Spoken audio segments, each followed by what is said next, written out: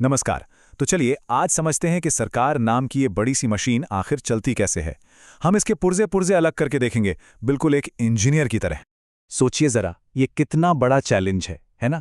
किसी भी देश को चलाना जहां करोड़ों लोग रहते हों, ताकि सब कुछ ठीक से चले, सबके साथ न्याय हो।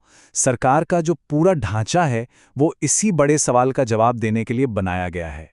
तो फिर इसका हल क्या है? इसका हल है एक मास्टर प्लान, एक ऐसा ब्लूप्रिंट जो पावर को यानी शक्ति को बैलेंस में रखे, ताकि सारी ताकत किसी एक के हाथ में न चली जाए। चलिए इसी ब्लूप्रिंट को समझते हैं। और इस पूरे मास्टर प्लान की जड़ है शक्ति के विभाजन का सिद्धांत। देखिए, ये आइडिया बहुत ही शानदार है। मतलब सरकार की सारी शक्ति को 3 हिस्सों में बांट दो। इससे होगा क्या? कोई भी एक हिस्सा अपनी मनमानी नहीं कर पाएगा। पावर के गलत इस्तेमाल को रोकने का ये सबसे असरदार तरीका है।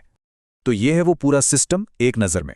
सरकार के 3 मेन अंग हैं: विधायिका यानी जो कानून बनाते हैं, कार्यपालिका जो उन्हें लागू करती है, और न्यायपालिका जो उन कानूनों की सही गलत की जांच करती है।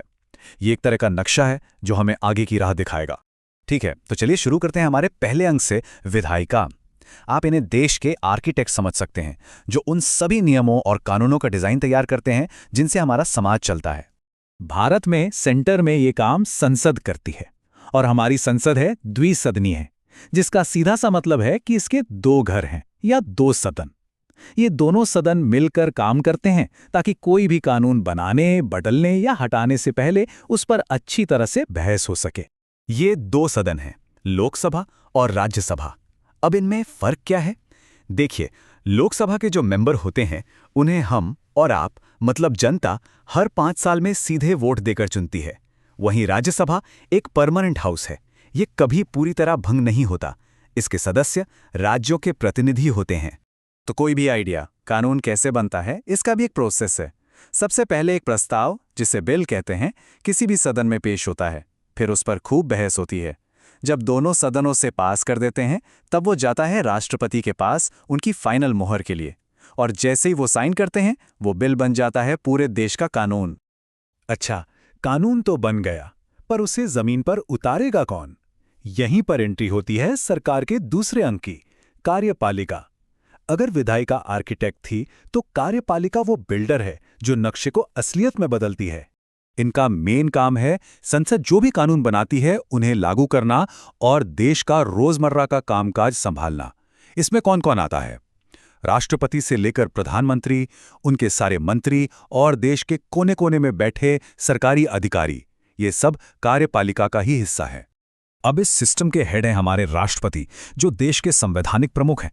उनके पास कई बड़ी औपचारिक शक्तियां हैं, जैसे प्रधानमंत्री को नियुक्त करना, बिल्स को अपनी आखिरी मंजूरी देना, और हां, वो हमारी तीनों सेनाओं के सुप्रीम कमांडर भी होते हैं। लेकिन यहां एक जरूरी बात समझनी होगी। असली पावर, मतलब सरकार चलाने की जो शक्ति है, वो होती है प्रधानमंत्री और उनके मंत्रिपरिषद के पास। देश के बड़े बड़े फैसले असल में वही लेते हैं। राष्ट्रपति आमतौर पर उन्हीं की सलाह से काम करते हैं। और अब आते हैं हमारे तीसरे और आखिरी अंग पर, न्यायपालिका। इनको आप खेल का अंपायर समझ लीजिए। इनका काम बस ये देखना है कि सब कुछ नियमों के हिसाब से हो रहा है या नहीं, और सबके साथ इंसाफ हो। हमारी न्यायपालिका का स्ट्रक्चर एक पिरामिड जैसा है। सबसे नीचे हैं जिला अदालतें, फिर उनके ऊपर आते हैं हाई कोर्ट्स, और सबसे ऊपर चोटी पर है भारत का सुप्रीम कोर्ट, देश की सबसे बड़ी अदालत। सुप्रीम कोर्ट के पास बहुत ही अहम शक्तियां हैं, जैसे राज्यों के बीच कोई झगड़ा हो तो उसे सुलझाना, हमारे मौलिक अधिकारों की रक्षा करना, और सबसे बड़ी बात, वो संसद के बनाए कानूनों को भी जांच सकता है कि कहीं वो संविधान के खिलाफ तो नहीं है। और ये सब सही से चले, इसके लिए न्यायपालिका का आज़ाद होना, मतलब इंडिपेंडेंट होना, बहुत बहुत ज़रूरी है। इसका मतलब ये कि उस पर सरकार के बाकी 2 अंगों का कोई दबाव नहीं होना चाहिए। तभी तो वो बिना डरे, बिना किसी का पक्ष लिए सही न्याय कर पाएगी। तो हमने तीनों अंगों को एक-एक करके तो देख लिया, लेकिन असली कमाल इस बात में है कि ये तीनों मिलकर कैसे काम करते हैं। ये अकेले अकेले काम नहीं करते, बल्कि एक दूसरे से जुड़े हुए एक बड़े ही नाजुक सिस्टम का हिस्सा है। ये पूरी व्यवस्था, देखिए, आपसी सहयोग और संतुलन पर टिकी है।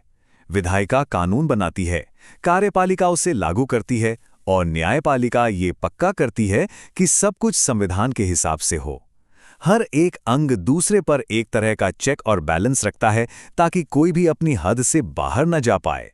और आखिर में सवाल ये उठता है कि इस पूरे तामझाम का, इस पूरे सिस्टम का मकसद क्या है?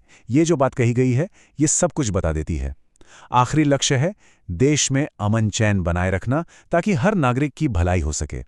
ये सब आम लोगों के लिए ही है। तो इस चर्चा को हम एक सवाल के साथ खत्म करते हैं। अगर ये तीनों सरकार के अंग हैं, एक शरीर की तरह, तो इस शरीर को चलाने वाली आत्मा कौन है? इस पूरे सिस्टम को असलियत में काम कराने के लिए एक आम नागरिक का क्या रोल है? जरा सोचिएगा इस पर।